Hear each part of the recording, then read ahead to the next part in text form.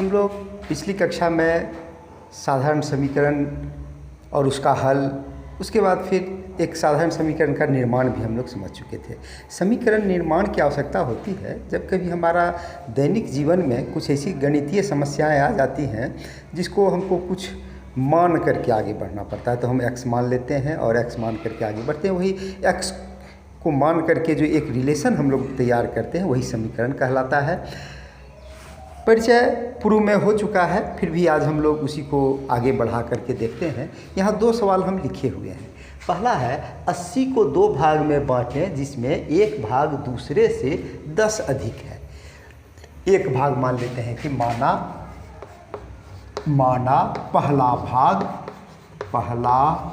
भाग बराबर x, तो दूसरा भाग क्या हो जाएगा? दूसरा भाग प्रश्नानुसार लिखते हैं। प्रश्न जो दिया हुआ है उसके अनुसार प्रश्नानुसार कहता है कि दूसरा भाग 10 अधिक है, दूसरा भाग ये बराबर x प्लस 10 अधिक है।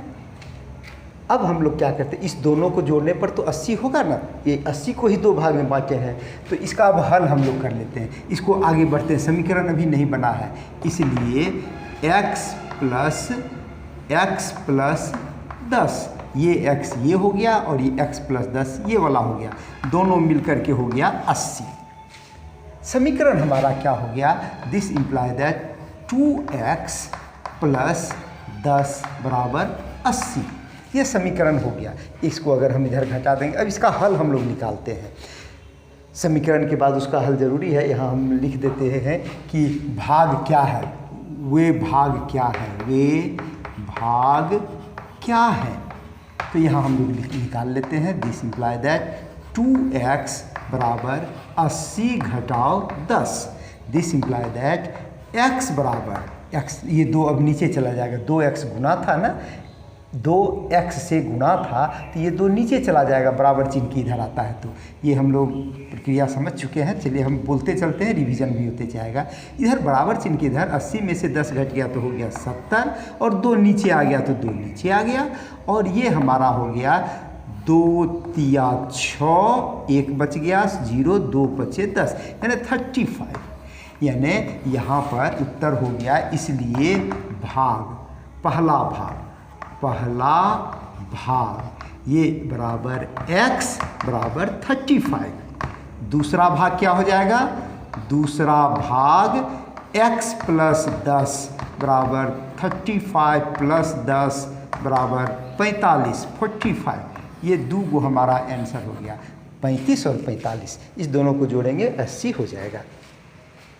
तो अब हम इस चीज़ का समीकरण निर्माण, इस समस्या का समीकरण निर्माण और फिर उसका हल, ये दोनों हम लोग समझ गए। हम लोग अब इस दूसरे को देखते हैं। 60 को 2 भाग में इस तरह से बांटे कि एक भाग दूसरे का 3 गुना हो। एक भाग हम लोग मान लेते हैं तो दूसरा भाग हो जाएगा उसका 3 गुना। x हम लोग मानते हैं, जैसा कि हम लोग मान करके चले हैं। हल हम लोग निकालेंगे।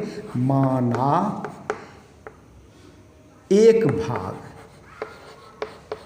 बराबर x, इसलिए दूसरा भाग ये हो जाएगा 3x, 3 गुना है। 2 को भाग था, एक भाग जो है सो दूसरे का 3 गुना है, तो ये वाला भाग इसका 3 गुना है।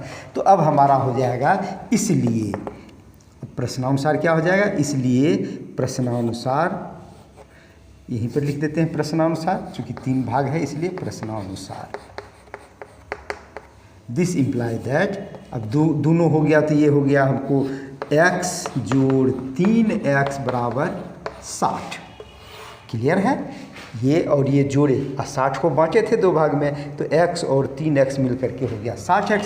3x और 3x 4x बराबर 60, इसलिए x बराबर 4x को हम लोग कहते हैं 4 गुने x। जब गुना बराबर चिन्ह के इधर जाता है तो भाग हो जाता है, मैंने नीचे चला जाता है। अगर ये नीचे कुछ रहता तो बराबर चिन्ह के उधर जा कर के ऊपर चला जाता है। ऐसी समस्या भी हम लोग हल करेंगे। ये हो गया 60/4, 15 चौके 60 होता है, लेकिन अगर हम लोग काटते हैं तो इस तरह से काटते हैं। 4 एका 4, बच गया 2, 6 में से 4 घटा 2, 2 पर 0 20, 4 पचे 20, दिस इम्प्लाई दैट x बराबर 15। अब दोनों भाग क्या क्या है, इसको अगर हम करते हैं तो एक भाग पहला भाग, इसलिए एक भाग ये बराबर हो गया x बराबर 15। दूसरा भाग ये हो गया 3x, 3 गुना था 3x था तो 3 गुने 15, ये हो गया हमारा 3 गुने 15 बराबर 45, 45 और 15 को जोड़ेंगे तो 60 हो जाएगा हमारा। तो ये दो सवाल हम लोग, एक व्यावहारिक सवाल है जबकि हमसे कोई पूछ सकता है और कहीं भी हम इसका उपयोग कर सकते हैं। समीकरण अगर निर्माण हम समझ गए हैं तो ये बन जाएगा। एक सवाल हम लोग जो कि किताब से जुड़ा हुआ सवाल है और इस तरह का सवाल हम 7वीं कक्षा 8वीं कक्षा 9वीं 10वीं हर ऊपर क्लास में इसी से मिलता जुलता सवाल रहता है, इसलिए आपका ये आधार मजबूत हो रहा है। आप इसको देखते चलें। आइए देखते हैं। कहता है राम मोहन से 7 वर्ष बड़ा है। राम मोहन से 7 वर्ष बड़ा है। दोनों की उम्र का योग 35 वर्ष है। दोनों की उम्र का योग 35 वर्ष है। दोनों की उम्र बताएं। राम मोहन से 7 वर्ष बड़ा है, तो मोहन का x मानेंगे तो राम का हो जाएगा x + 10, राम बड़ा है। अगर राम का x मानते हैं तो मोहन का हो जाएगा x - 10। दोनों तरह से हम लोग बना सकते हैं। चलिए किसी का मान लेते हैं, राम पहले है तो राम का ही मान लेते हैं। माना हल लिख लेते हैं। माना राम की उम्र बराबर x, इसलिए मोहन की उम्र, राम बड़ा है तो x में से तो 7 घट जाएगा ना। राम अगर 10 साल है तो मोहन 7 साल छोटा है, मोहन राम से छोटा है, तो ये हम लिखेंगे x - 10। आप इसको मोहन को x मान करके बनाएंगे, घर में एक प्रैक्टिस करेंगे तो राम की उम्र हो जाएगी x + 10 और फिर जैसे हम आगे बढ़ते हैं वैसे आप बनाएंगे तो एक प्रैक्टिस हो जाएगा। तो मोहन की उम्र हो गई x - 10। अब दोनों की उम्र, प्रश्नानुसार दोनों की उम्र जो है, दोनों की उम्र का योग जो है ये 35 वर्ष है। दोनों की उम्र का योग 35 है। प्रश्नानुसार क्या है, x + x - 10 बराबर 35। चलिए सॉरी 10 नहीं है, 7 है, ये 7 है। तो ये हो गया दिस इम्प्लाई दैट 2x - 7 बराबर 35, इसलिए 2x बराबर हो जाएगा 35 + 7। इधर माइनस रहता है बराबर चिन्ह के इधर, तो इधर जाता है तो प्लस हो जाता है, यही प्लस रहता है तो इधर आके घट जाता है। इस चीज़ को आप ध्यान रखेंगे। जब आप मोहन की उम्र को x मानेंगे तो राम की उम्र x + 10 7 हो जाएगा, तो ये x + 7 होगा तो इधर जा कर के घटेगा। इस सावधानी को आप रखेंगे ध्यान में। इसीलिए कहते हैं कि डिफरेंट प्रॉब्लम्स को आप सॉल्व करेंगे तो आप मैच्योर होंगे, ज़्यादा परिपक्व होंगे। आइए, इसलिए x बराबर हो गया 35 और 7 42 42, सॉरी 2x बराबर हो गया 42 and this imply that x is equal to 42/2।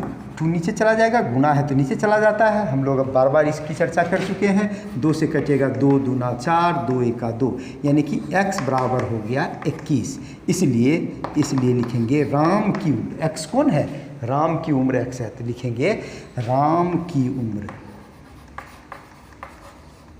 बराबर x बराबर 21 वर्ष लिखे हैं, वर्ष में उत्तर होगा। उसके बाद लिखते हैं मोहन की उम्र, इसलिए मोहन की उम्र, ये बराबर हो जाएगा x में से 7, सॉरी अरे गलती होगी 10 लिखा गया था ना, ये पिछला सवाल का हम लोग लिख दिए थे, x माइनस 7 होगा यहाँ पर। चलिए ये हो जाएगा x माइनस 7 यानी कि 21 माइनस 7 बराबर 14 वर्ष। ये हमारा हो गया आंसर, यानी राम की उम्र 21 वर्ष और मोहन की उम्र 14 वर्ष। इस दोनों को जोड़ देंगे 35 हो जाएगा उत्तर। हम इसमें समीकरण में ये चेक भी कर लेते हैं, कहीं पर भी पुट कर देंगे x का मान 21 आया है, यहाँ पर रख देंगे 21 दूना 42, 42 में से 7 घट गया 35। कहीं पर भी हम पुट करके देख सकते हैं 21 दूना 42, यहाँ पर रख देंगे 21 दूना 42 सही है। यहाँ भी हम जोड़ लेंगे, जब दोनों का उम्र मिल गया तो दोनों को जोड़ देंगे तो 35 हो गया। कहीं से भी हम चेक करके देख सकते हैं। अच्छा रहता है कि हम सवाल में चेक कर लें ताकि जो सवाल हमको दिया है वो संतुष्ट हो रहा है कि नहीं। आगे देखते हैं दूसरा सवाल। आप लोग इसको समझते जाएंगे, बार बार अगर एक बार में दिक्कत होगी तो 2 बार इसको फिर से देख करके समझ में आ जाएगा, कहीं प्रॉब्लम नहीं है। अब संख्या में 2 लगातार संख्याओं का योग 34 है, 2 लगातार सम संख्याओं का, 2 लगातार सम संख्याओं का। अब यहाँ पर आते हैं 2 लगातार सम संख्याओं का योग 34 है। संख्या बताएं, संख्या बताएं। थोड़ा सा हम लोग सम संख्या पर रुक करके सोच लेते हैं। सम संख्या हमारा होता है 0, 2, 4, 6, 8, 10, ये सब जो 2 से विभाजित होता है या फिर जिसके इकाई स्थान पर 0, 2, 4, 6, 8, 10 ये होता है, सॉरी 0 होता है, 8 होता है, यानी कि 112 सम संख्या हो गया, सम संख्या हो गई। अंत में अगर 0 है इकाई स्थान पर तो ये सम संख्या होती है। हम लोग लगातार सम संख्या का 1-2 उदाहरण लेकर के समझते हैं, जैसे कि 2, 4, 6, 8। चलिए 6 और 8 ये लगातार सम संख्या है। 6 के बाद अगर 10 करेंगे तो एक गैप हो जाएगा, तो लगातार संख्या हमारी हो गई 6 और 8, 8 और 10, 10 और 12, ये लगातार सम संख्या है। आप थोड़ा गौर करके समझ सकते हैं कि इस दोनों में इसमें कितना जोड़ने पर हम यहाँ आएंगे बताइए। स्पष्ट है, इसमें 6 में 2 जोड़ेंगे तो 8 हो जाएगा, कहीं पर कोई दिक्कत नहीं है। तो अगर हम कोई संख्या सम संख्या मान लेते हैं x है, तो अगली सम संख्या निकालने के लिए हमको उसमें 2 जोड़ना होगा। तो मान लेते हैं, यहाँ हल हम लोग लिखते हैं, हल माना एक पहली सम संख्या बराबर x, तो दूसरी सम संख्या लगातार दूसरी, यहाँ लिख देते हैं लगातार दूसरी सम संख्या x + 2। अब इस दोनों को जोड़ेंगे तो हमारा कहता है 34 है। इस दोनों का 2 लगातार सम संख्याओं का योग 34 है। तो चलिए अब इस दोनों को जोड़ के दे देते हैं, इसलिए प्रश्नानुसार हो गया हमारा।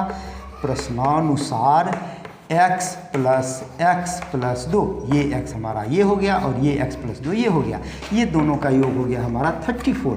2 x है यहाँ पर, तो 2x + 2 बराबर 34। तो 2x बराबर हो गया 34 - 2, ये 2 इधर जाएगा तो माइनस हो जाएगा। अब यहाँ 2x हो जाएगा, यहाँ पर हम लोग बनाते हैं, इसलिए 2x बराबर हो गया 34 में से 2 घट गया, इसलिए 2x बराबर 34 - 2, x बराबर हो गया, इसमें घट गया तो 32/2, तो ये हो गया 16। तो इसलिए पहली संख्या बराबर 16, दूसरी संख्या बराबर x + 2, दूसरी संख्या हम माने हैं x + 2, तो यहाँ पर x + 2, x की जगह में हम लोग लिख दिए 16 + 2 बराबर 18, अभिष्ट संख्या, इसलिए अभिष्ट संख्या, ये हो गया हमारा 16 और 18। आप इस दोनों को जोड़ेंगे, ये आंसर हो गया, तो हमारा 34 हो जाएगा। तो हम देखते हैं कि ये गणित अगर हमारा समीकरण बन जाता है तो बनाने में कहीं पर कोई दिक्कत नहीं होती है। अब हम यहाँ देखते हैं कि 2 तो हम देख लिए, सम भी देख लिए, अब 3 देखते हैं, विषम देखते हैं। 3 विषम संख्याओं का योग अगर हमारा 21 है तो हम उसको कैसे बनाते हैं। विषम संख्या क्या होती है उसका भी परिचय हम लोग ले लेते हैं। चलिए, बीच जो भी नया टर्म आता है, जो भी नया सदस्य गणित में जो हम चर्चा करते हैं, उसमें अगर कुछ नए सदस्य आ जाते हैं तो उसका परिचय भी होना ज़रूरी है। बीच बीच में हम लोग परिचय करते चलते हैं। तो चलिए, इसको हम लोग मिटा करके नया सवाल देखते हैं कि 3 लगातार विषम संख्या, 3 लगातार विषम संख्याओं का योग 21 है।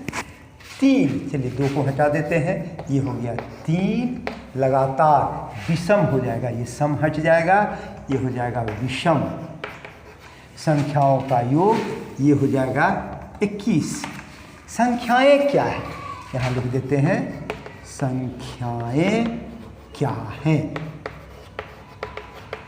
3 लगातार, अब फिर विषम में आते हैं। अब विषम भी समझ चुके हैं, 1, 3, 5, 7, 9, 11, 13, जिसके इकाई स्थान पर कोई विषम संख्या हो, 1, 3, 5, 7, 9 अगर है तो विषम हो जाएगा।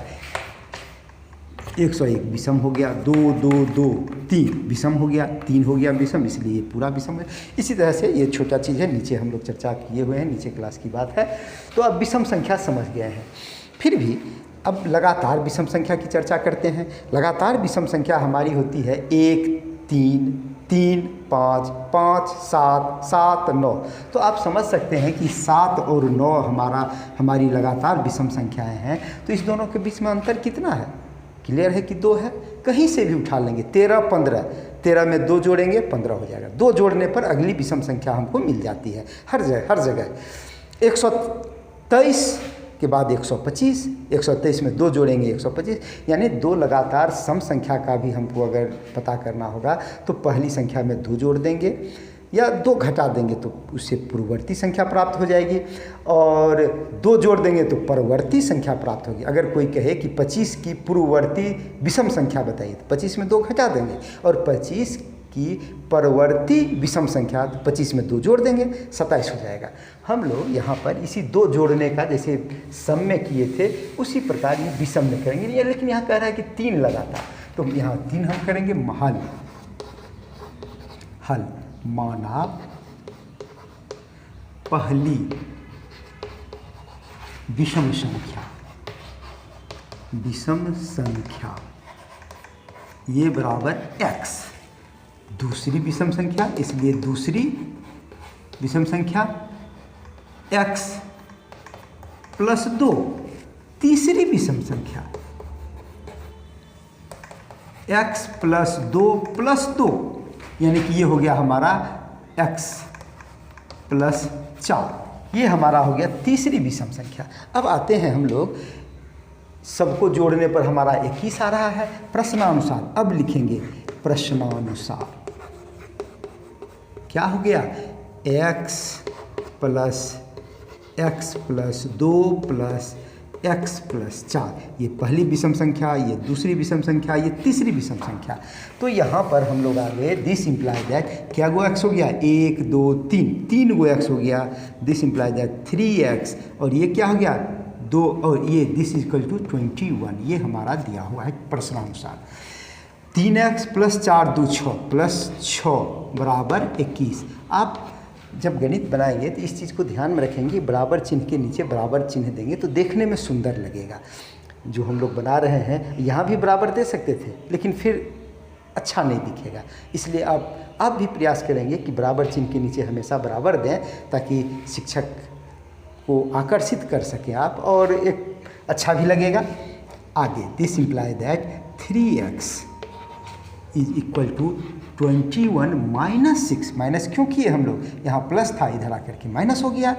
This imply that x is equal to, ये हमारा हो गया 21 में से 6 चला जाएगा तो 15, और ये 3 जो है सो नीचे चला जाता है, हम लोग अभी तक चर्चा कर चुके हैं। ये हो गया 3 × 5 = 15, यानी कि x बराबर हो गया, दिस इम्प्लाई दैट x बराबर 5 आता है। इसलिए पहली विषम संख्या ये बराबर हो गया x और ये बराबर हो गया 5। दूसरी विषम संख्या ये हो गया x + 2 और ये हो गया 7। सॉरी, एक लाइन हम यहाँ करते हैं, x + 2 ये हो गया 5 + 2 ये बराबर 7। तीसरी विषम संख्या x + 4, यहाँ हम लिखे हुए हैं, पहली संख्या x, दूसरी संख्या x + 2, तीसरी x + 4। तो ये हो गया हमारा 5 + 4 बराबर 9। ये 3 संख्या हमारी विषम संख्या निकल गई, लगातार है 5, 7, 9। इस तीनों को अगर हम जोड़ेंगे तो 21 हो जाएगा। 7, 5, 12, 9, 21, ठीक है। तो ये हमारा व्यवहारिक समस्या है जो कि हमारा मेंटल एक्सरसाइज भी करता है और कुछ चुनौती जो गणित में आती है उस चुनौती का भी हमको सामना करने के लिए सिखाता है। और ये समीकरण एक और हम लोग देखते हैं, चलिए सीखते हैं। आप इसको स्क्रीनशॉट ले लें या फिर इसको बार बार रिवीजन करें या सवाल देख करके अपने से बनाया करें। किताब आपके पास है, किताब से इसका विभिन्न प्रकार का समस्या को लेकर के आप हल करें तो आपका आत्मविश्वास जो है वो ऊपर जाएगा और विभिन्न प्रकार का परीक्षा में अलग अलग डिफरेंट टाइप्स के जो सवाल आएंगे उसको बनाने में आपका कॉन्फिडेंस लेवल बढ़ा हुआ रहेगा। आयत की लंबाई चौड़ाई से 2 गुनी है। आयत की लंबाई उसकी चौड़ाई से 2 गुनी है यदि परिमाप बराबर 45 मीटर हो तो लंबाई और चौड़ाई क्या है। यहाँ कौन चीज़ 2 गुना है? लंबाई 2 गुना है, किसका? चौड़ाई से 2 गुना है। तो चौड़ाई को x मान लेंगे तो लंबाई 2 गुने x हो जाएगा। ये ध्यान में थोड़ा सा रखेंगे कि जो छोटा चीज़ रहता है प्रायः उसको मानते हैं। अपवाद में आगे गणित आप सीखेंगे तो कुछ भी मान के बना सकते हैं, लेकिन सुविधा होती है कि जो छोटी संख्या है, जो छोटा आंकड़ा है उसको हम x मान लेते हैं ताकि उसको सीधे 2 से गुना कर देंगे तो बड़ा आंकड़ा, बड़ा इकाई हमको मिल जाएगा। हल हम लोग लिखते हैं, माना चौड़ाई बराबर x, इसलिए लंबाई बराबर 2x। जैसा कह रहा है कि लंबाई जो है चौड़ाई से 2 गुना है तो 2x हो गया। मीटर लिख देते हैं, चलिए मीटर भी कर देते हैं। मीटर में दिया है यहाँ पर तो ये भी मीटर हो गया। हालांकि मीटर हम बाद में भी लिख सकते हैं, कोई बात नहीं। अब यहाँ पर कहता है, इसलिए प्रश्न, अब परिमाप को हम लोग थोड़ा सा समझ लेते हैं। आयत हम जान चुके हैं क्या होता है। आयत में आमने सामने की भुजा बराबर होती है, ये बराबर ये बराबर ये। अगर हमारी लंबाई है 2x और चौड़ाई है x, तो परिमाप का मतलब हुआ कि पूरा घूमने में हमको कितना चलना पड़ेगा। पूरा यहाँ से चलना शुरू किए तो एक चक्कर लगाने में कितनी दूरी तय करनी पड़ेगी। तो 2 गो लंबाई और 2 गो चौड़ाई। सवाल ये तो थोड़ा सा मेंसुरेशन का हो गया, क्षेत्रमिति का हो गया, लेकिन इसको आप समझ सकते हैं इसीलिए दे दिया होगा। तो ये हो गया हमारा 2x और x को जोड़ के और 2 गुना कर देंगे तो परिमाप क्या हो जाएगा? लंबाई जोड़ चौड़ाई गुने 2। 2 गो लंबाई 2 गो चौड़ाई है, इसलिए प्रश्नानुसार हम क्या लिखेंगे? परिमाप बराबर 45 मीटर। तो परिमाप क्या हो गया? दिस इम्प्लाई दैट 2 को गुना कर दिए लंबाई, एक बार लिख ही देते हैं, चलिए, लंबाई जोड़ चौड़ाई, यानी लंबाई और चौड़ाई को जोड़ के 2 से गुना कर देंगे तो परिमाप हो जाएगा। ये हो गया 45 मीटर। ये हो गया, दिस इम्प्लाई दैट 2 लंबाई हो गया 2x, चौड़ाई हो गया x, और ये बराबर हो गया 45 मीटर। तो ये हमारा हो गया 2 और 1 3, दिस इम्प्लाई दैट 2 गुने 3x, ये बराबर हो गया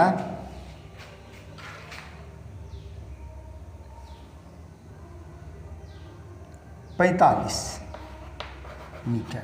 अब हम लोग क्या करते हैं, इसलिए x बराबर हो गया 45 बटे 2 गुने 3। ये 2 गुने 3 x से गुना है, जो कि नीचे चला जाएगा, 3 से 1 कट गया, 3 15 तिया 45। अब 2 से इसको अगर हम भाग देते हैं, ये हो गया 15 बटे 2। आप जानते हैं इसको दशमलव में अगर हम बदलते हैं तो 2 सते 14, 1 बच गया, 1 पर 1 शून्य देंगे तो दशमलव दे देंगे, और फिर 5 देंगे, 7.5 मीटर। ये चौड़ाई हो गई 7.5 मीटर। इसलिए यहाँ लिख देंगे, इसलिए चौड़ाई, पहले चौड़ाई माने हैं x मीटर, चौड़ाई बराबर x बराबर 7.5 मीटर, लंबाई बराबर 2x बराबर 2 गुने 7.5 बराबर, ये जब 7 दूना 14, 1 15, यहाँ गुना करेंगे, 5 दूना 10 के 0, बाकी 1, 7 दूना 14 और 1 15, और दशमलव 1 अंक इधर है तो यहाँ रख दिए, इतना मीटर। ये हमारा आंसर हो गया। तो हम देख रहे हैं कि लंबाई चौड़ाई आयत से रिलेटेड रहेगा, कभी कभी और भी अलग अलग क्षेत्र और अलग अलग ज्यामितीय क्षेत्र से रिलेटेड संबंधित कुछ सवाल रहेगा, तो हम लोग मान करके आगे बढ़ सकते हैं।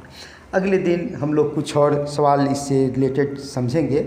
धन्यवाद, शुभकामना है, आप समझ गए होंगे, सीख गए होंगे। आगे आप खुद प्रैक्टिस करें, अच्छा लगेगा।